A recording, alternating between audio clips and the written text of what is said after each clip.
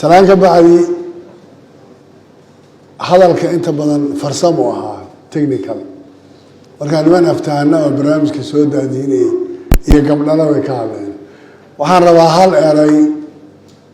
إن أنكو صوكو وكلمة أنت أنا الوزارة بسولون Soomaaliya waxay marar badan aad u soo martay dhibaatooyin u dhaxeeya fatahaad iyo biyo dhaamis iyo abaar iyo jafaaf maalin walbana waana laga calacalaa saaxiibada beesha caalamkuna kaalma yidhaha waan fidinaa cid walibana waa dadaal badan baa la isu geeyaa abaaro dhaadheer baa taariikhda Soomaaliya laga soo sheegi jiray laakiin annaga qoladanadii hadda intiina ugu yara roonroonay daba dheer baan soo gaarnay kuwii ka horreeyay maana soo gaarnay dayro biyo badan baa jiray oo gugii hebel dayr baa u badan fatahaadaha inta badan dayrtii badan I think 60 bay ahayd dhowr iyo kontonkii waxbaa jiray ragga qaarkii baa soo gaaray iyo gabdhaha qaarkood gabdhuhu ma soo gaarin ragga qaarkii baa soo gaaray laakiin dayraha biyo badanna way jiri jireen say doontaba ha noqoto intaan aanu garanayo abaartii daba dheer xalka waara ee dowladnimadii Soomaaliya iyadu ay markaas bayska u noqotay waxaan joogay Burco beer baa laga soo qaadaya dadka ilaa dujuuma la geynayay wixii loo qabtay iyo dadkaan noloshoodu si ay isu bedeshay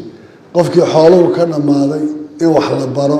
la dejiyo beero loo sameeyo kalluumaysi loo sameeyo oo aad ogtiin dadku intay kalluunka cuni waayeen in suuqyada magaalooyinka waaweyn yiri usbuuciiba 2 maalmood ama 3 maalmood waa in kalluun kaliya lagu cuno si dadku u bartaan marxaladahan soo marray 2014 waxaan ka wada hadalay hay'adda UNHCR iyo dawladda Kenya markii qaxootiga laga hadlayay la dhaabin dib loo soo celiyo waxaan ku yiri dadka yaan la celin sababtoo ah qaxooti intii laga soo celiyo IDBC la keeno qaxooti intii laga soo celiyo dad kale oo qaaqaawan in loo keeno waxba haysan oo dadkan host community iyo magaalooyinka deganaa macna ma sameynayso dadkan iyagoo shalay reemiyi ah oo xoolo ka dhamaadeen meesha tagay ee maanta waxbarashada ku jira wax bartay noloshoodu dhisantay in dib loo celiyo iyadoo dhalinyaradii ay u nugushahay maanta cadow fikriyan ula dagaalamaya fikrada xajira keenay dagaal dadkii ku baaba'ay lagu jiro marka uu shaqo waayo waxbarashadiisa si uu sii wato uu waayo caafimaadkii uu waayo ay fududahay inuu meelahaas kala galo aan ka shaqeyno maanta dhul beereedna anagoo qaadanayno wixii shalay 74 aan galay dhulkii beerahana waan haynaa kii kalluunkana waan haynaa dadka la soo rarayo dejin shaqo oo abuuris mustaqbal ah oo beero iyo kalluumaysi ah xoolo dhaqato kuwii loo sameynayo xoolihii la daba socday ee lagu dabadaalay aan ahayn bal meelo intii lagu xareeyo cawskii loo abuuro waji loo sameeyo waxbarashadii iyo caafimaadkii muddo marka ay dadku isku filaadaan la siiyo waxaan aad uga xumahay fikirka dhan ee Soomaaliga iyo ka Donaldkii ay ka shaqeynayaan inay noqoto wax nisbo ugu yar ay ka soo gaarayso shaqada dawladdu ay qaban lahayd hay'adaha ay qabtaan NGO ay ku leeyihiin percentage-ka ku soo gaara waxa lagu deeqayana ay noqonayso nisbo ka yar wax 50% ka yar ay ka soo gaarayso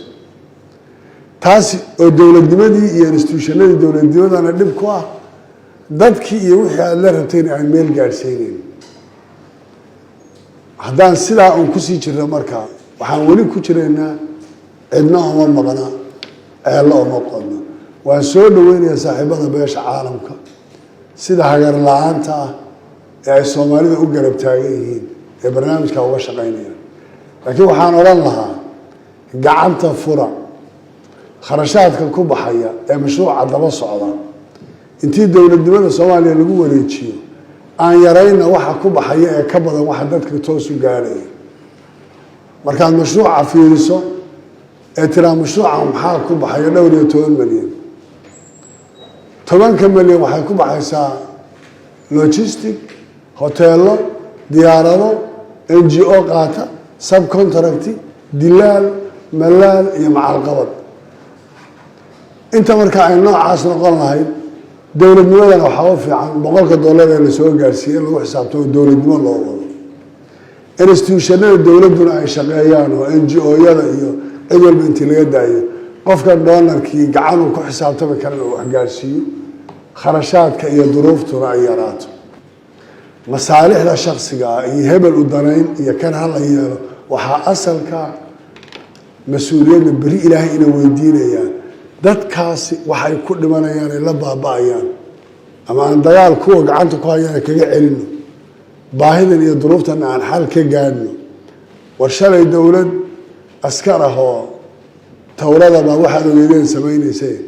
waxaan isku daynay waxumaan samayn karaaye aan tallaabada dib ugu noqon mudane ra-iisul wasaare aad baan kaaga mahad celinayaa barnaamijkan iyo sidaad usoo abaabushay waxbaa warahmatullahi wabarakaatu